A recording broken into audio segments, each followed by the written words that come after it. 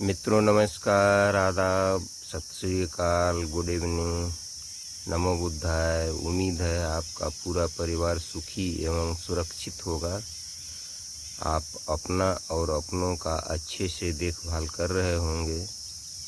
मेरी तरफ से आप सबको ढेर सारी मंगल कामनाएं। आज की कहानी राजस्थान के जयपुर शहर से है। डॉक्टर कामिनी अपने केबिन में बैठी हुई थी और उसी समय दो व्यक्ति दौड़ते हुए आए और कहने लगे, डॉक्टर साहब, हमारे मरीज को बचा लीजिए, उसके सिर से बहुत खून बह रहा है। डॉक्टर कामिनी तुरंत जाकर के मरीज को जाकर देखती हैं तो बहुत रोवासी हो जाती हैं और तुरंत अपने सहयोगियों को निर्देश देती हैं कि अब मरीज के शरीर से खून बिल्कुल नहीं बहना चाहिए और सभी स्टाफ के लोगों को आवश्यक इलाज में लग जाने के लिए बोलती हैं और सभी स्टाफ के लोग मरीज की पूरी देखभाल करना शुरू कर देते हैं और इलाज करना शुरू कर देते हैं। इलाज में काफ़ी समय लग रहा था, खून भी चढ़ाना पड़ा।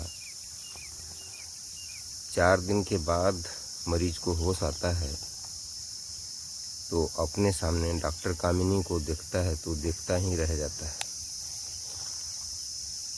जो मरीज था वह डॉक्टर कामिनी का तलाकशुदा पति था। डॉक्टर कामिनी जब कॉलेज के दिनों में थी तो उनके पिता से किसी ने कह दिया कि कामिनी के लक्षण ठीक नहीं लग रहे हैं, मनीष नाम के लड़के के साथ कुछ अधिक ही देखा गया है। तो उनके पिता ने सोचा क्यों नहीं इस लड़की की शादी कर दी जाए। लड़का ढूंढना शुरू कर दिया।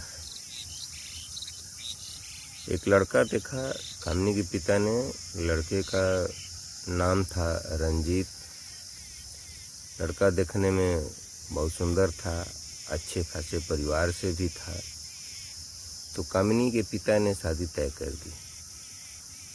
इधर कामिनी ने अपने पिताजी से कहा, पिताजी अभी हमारी शादी मत कीजिए,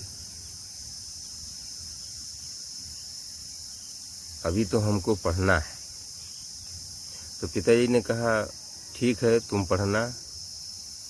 तो कामिनी के पिताजी ने अब लड़के वालों से कह दिया कि शादी के बाद भी कामिनी पढ़ना चाहती है तो ये जितना पढ़े उतना पढ़ाने का इसको आप लोग प्रयास कीजिएगा।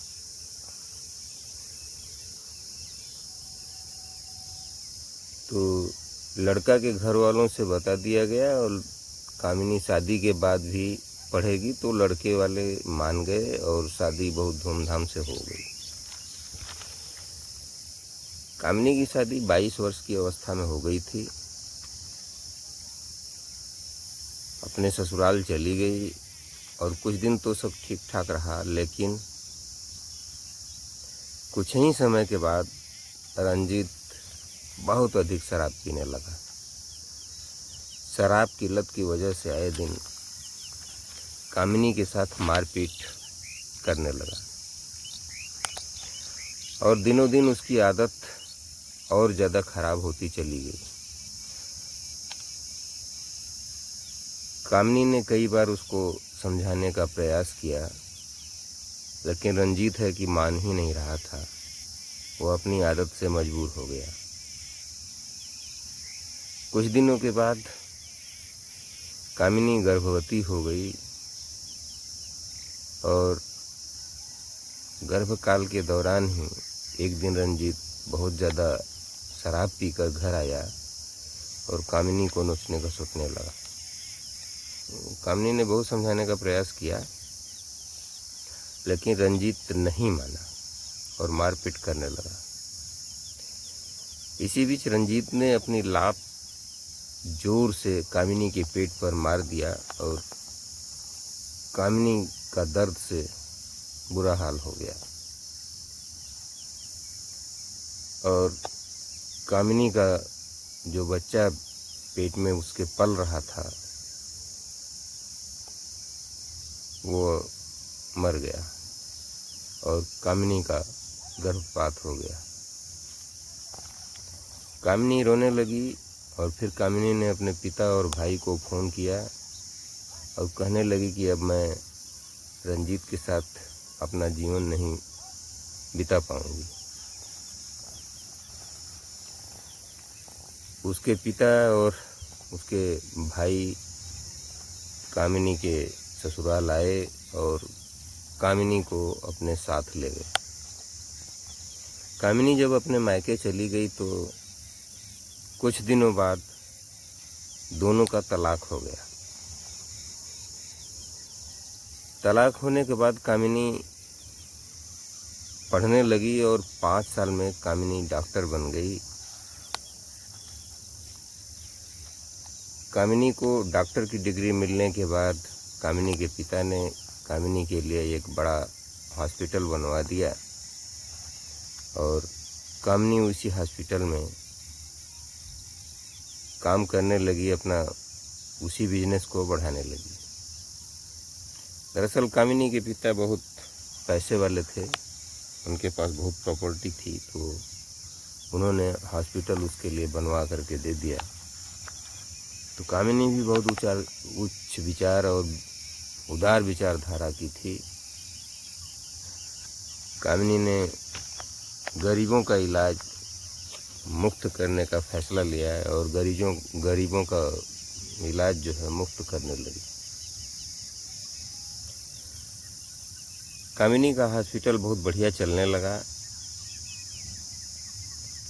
गरीबों से वह किसी प्रकार का कोई पैसा नहीं लेती थी और जहाँ खर्चा जितना होता था उससे कुछ ही ज़्यादा स्टाफ का खर्चा लेकर के वहीं ले लेती थी, बकिया जो पैसा होता था छोड़ देती थी।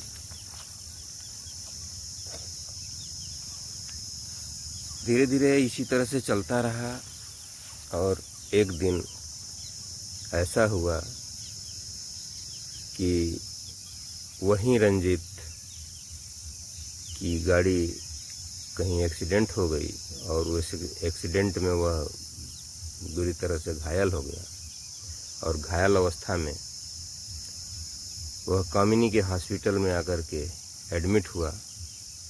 उसका इलाज चला, अब वह ठीक हो गया। ठीक होने के बाद कामिनी का जो तलाकशुदा पति था उसने कामिनी से कहा कि हमसे बड़ी भूल हो गई, बहुत गलती हो गई, मैं बहक गया था, अब मैं ऐसा काम ज़िंदगी में कभी नहीं करूँगा, मैं कभी अब शराब नहीं पीऊँगा, मैंने अपने आप को बदल लिया है और आप हमारा साथ दीजिए। कामिनी ने कहा कि अभी मैं यहाँ नहीं बात करूँगी। फिर अपने केबिन में कामिनी ने बुलवाया उसको। कामिनी का जो तलाकशुदा पति था वह केबिन में गया। केबिन में जाने के बाद अपने स्टाफ को वहाँ से कामिनी हटा दिया और बोला कि तुम लोग जाओ यहाँ से। तो अकेले में कामिनी ने रंजीत से बात किया तो इधर रंजीत बहुत शर्मिंदा था, बहुत लज्जित था और कामिनी को बहुत शुभकामनाएं दे रहा था और अपने आप को बहुत शर्मिंदा महसूस कर रहा था।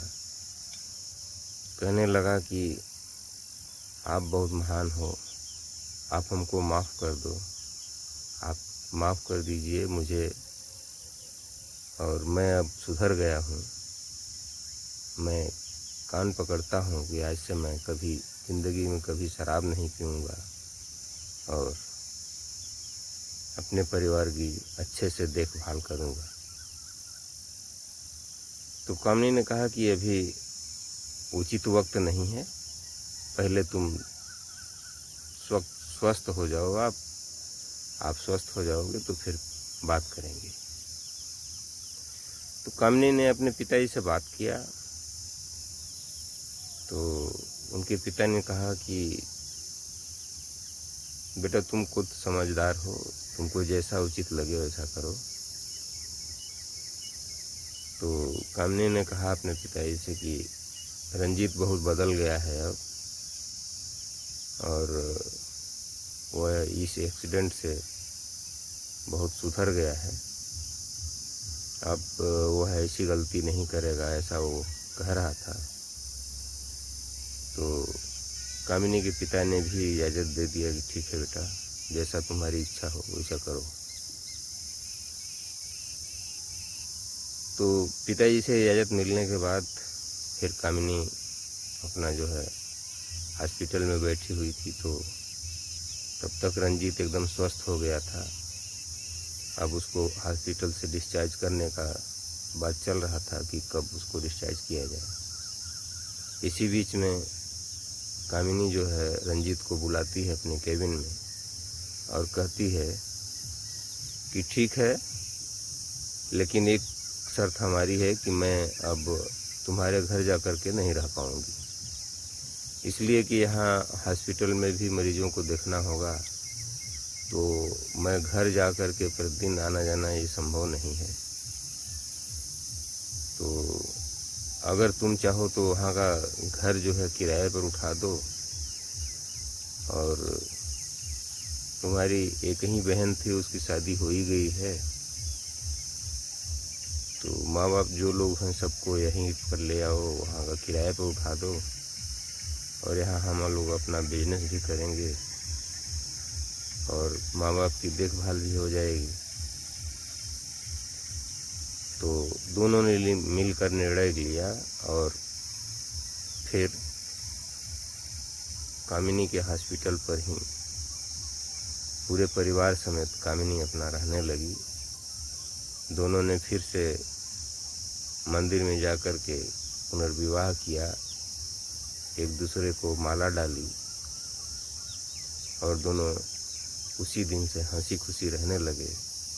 आज उनका परिवार बहुत ही सुखी और सुरक्षित है।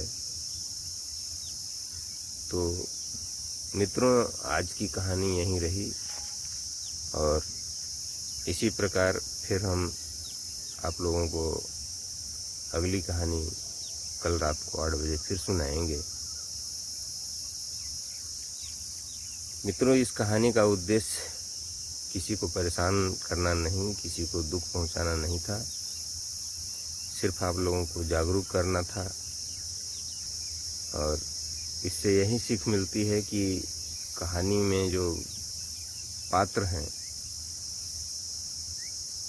तो उसमें जो रंजीत था, रंजीत की समस्या ये थी कि कुछ बुरी संगत में वो बहक गया था।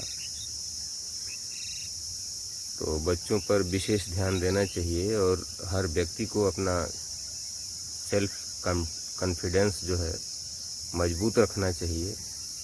वो किसी के बहकावे में आकर के और इस तरह के निर्णय न लिया करें, तो जीवन काफ़ी सुखी, सुरक्षित एवं आसान हो जाएगा। तो इस कहानी से तो यही सीख मिलती है। बाकी आप लोगों को अगर कहानी अच्छी लगी हो तो कहानी को लाइक कर दीजिएगा, हमारे चैनल को सब्सक्राइब कर दीजिएगा और हो सकेगा तो शेयर भी कीजिएगा। इसी उम्मीद के साथ मैं आप लोगों से विदा लेता हूँ।